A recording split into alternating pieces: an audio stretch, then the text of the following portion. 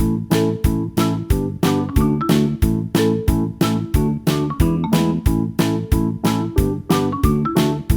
बच्चों, कैसे हैं आप सभी। मैं आशा करती हूँ आप सभी लोग स्वस्थ और प्रसन्न होंगे। आज हम हमारा पाठ वो भी क्या दिन थे को पढ़ेंगे और समझेंगे। तो आइए इस पाठ को प्रारंभ करते हैं। यह है हमारा पाठ 14। वो भी क्या दिन थे। घटना महत्वपूर्ण थी, यानी बहुत जरूरी थी, वरना कुम्मी अपनी डायरी में उसे क्यों लिखती। अपनी डायरी में उसने 17 मई 2155 की रात को लिखा था कि आज रोहित को सचमुच में एक पुस्तक मिली है, यानी एक किताब रोहित को आज सच में मिली है। वह पुस्तक बहुत पुरानी थी। कुम्मी के दादाजी ने बताया कि जब वे बहुत छोटे थे तब उनके दादाजी ने कहा था कि उसके जानने में सारी कहानियां के जमाने में सारी कहानियां कागज पर छपती थी और पढ़ी जाती थी। पुस्तक के पृष्ठ यानी पेज होते थे और जिन पर कहानियां छपी होती थी। हर पृष्ठ यानी हर पेज पढ़ने के बाद में दूसरा पेज पलटकर आगे पढ़ना होता था। जिस तरीके से हम एक पेज के बाद दूसरा पेज पढ़ते हैं उसी तरीके से सारे शब्द स्थिर रहते थे, चलते नहीं थे, जैसे आजकल पर्दे पर चलते हैं। यानी जैसे आजकल हम टेलीविजन टीवी देखते हैं उस पर चित्र चलते हैं, उस तरीके से कुछ भी नहीं था, मात्र लिखा जाया करता था। रोहित ने कहा, कितनी पुस्तकें बेकार जाती होंगी। एक बार पढ़ी और फिर वो पुस्तक किताब बेकार हो गई। अब तो हमारे टेलीविजन के पर्दे पर न जाने कितनी पुस्तकों की सामग्री आ जाती है और फिर यह पुस्तक नई की नई रहती है। अब आजकल आधुनिक जमाने में टीवी, कंप्यूटर, लैपटॉप्स में बुक्स को आप किताबों को डाउनलोड कर लेते हैं और उसे पढ़ते रहते हैं, लेकिन पहले ऐसा नहीं था। और ये किताबें बताता है कि नई की नई रहती है, न ये फटती है, न गंदी होती है, कुछ भी नहीं। कुम्मी ने भी रोहित की हाँ में हाँ मिला दी। फिर पूछा, तुम्हें यह पुस्तक कहाँ से मिली। रोहित ने बताया, अपने घर ने एक पुराना डिब्बा कहीं दबा पड़ा था, उसी को फेंक रहे थे कि उसमें यह पुस्तक यानी किताब मिल गई।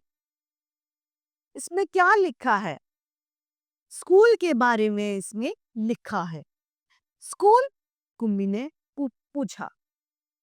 उसके विषय में लिखने को ही है ही क्या। हर विद्यार्थी के घर पर एक मशीन होती है जिसमें टेलीविजन की तरह का एक पर्दा होता है। रोज नियमित रूप से उसके सामने बैठकर हमें वह सब याद करना होता है जो यह मशीन हमें बताती है। सारा गृह कार्य यानी होमवर्क करके दूसरे दिन उसी मशीन में डाल देना होता है। हमारी गलतियां बताकर फिर वह हमें समझाती है। एक विषय पूरा होने पर वही मशीन हमारी परीक्षा लेकर हमें आगे पढ़ाना शुरू कर देती है। अब मोहित हंसते हुए उसकी बातें सुन रहा था। उसके चुप होते ही वह बोलता है, अरे, जैसे स्कूल का वर्णन इस पुस्तक में है वह इससे बहुत भिन्न यानी बहुत अलग है। इसमें तो उन स्कूलों के बारे में लिखा है जो सदियों पहले हुआ करते थे, यानी पुराने स्कूल। कुम्मी के मन में कुछ उत्सुकता जागी, यानी वो कुछ उसे जानना चाहती थी कि कैसा स्कूल। पूछा, फिर भी उनके यहाँ मशीन से बने अध्यापक तो होते ही होंगे। कुम्मी को याद आया कि एक बार उसने भूगोल में रोज वही गलतियां होने लगी थी, यानी वो रोज एक ही एक गलती बार बार करती थी। तो उसकी माँ ने मोहल्ले के अध्यक्ष को बताया।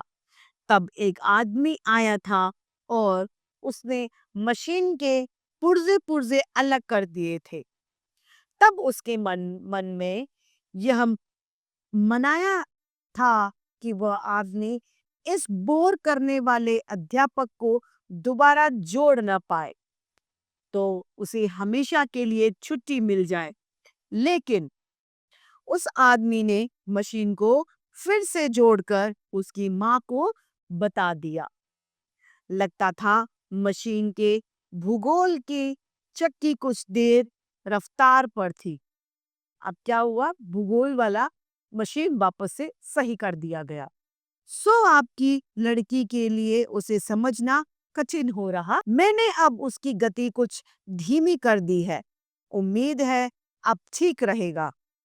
और कुम्मी को उसी समय भूगोल का सबक सीखने बैठ जाना पड़ा था। मन ही मन में वह उसी मशीनी अध्यापक को कोसती रहती थी। वो कहती थी, क्यों इसने ये ठीक कर दिया, टूटा ही रहना पर था तो ज्यादा अच्छा होता। लेकिन रोहित ने कुम्मी को सोचने के सिलसिले को तोड़ दिया। वह बोला, हाँ, तब अध्यापक तो होते थे, लेकिन मशीन नहीं, स्त्री और पुरुष। क्या कहा?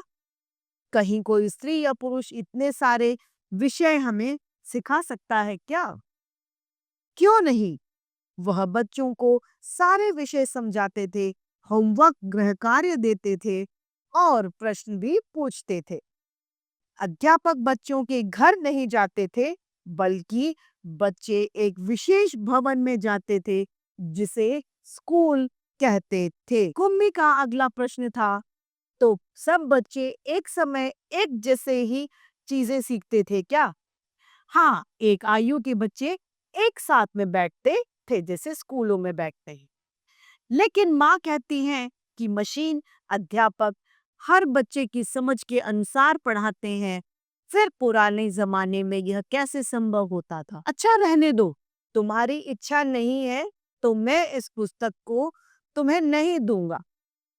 कुम्मी झट से बोली, नहीं नहीं, मैं इसे पढ़ना चाहती हूँ कि तब स्कूल कैसे होते थे, कितनी अजीब अजीब बातें जानने को मिलेंगी।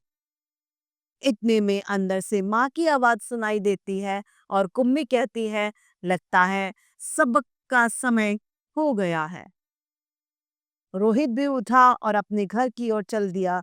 कुम्मी भी अपने घर के अंदर चली जाती है। अंदर मशीन आगे के लिए सबक देने की तैयारी थी।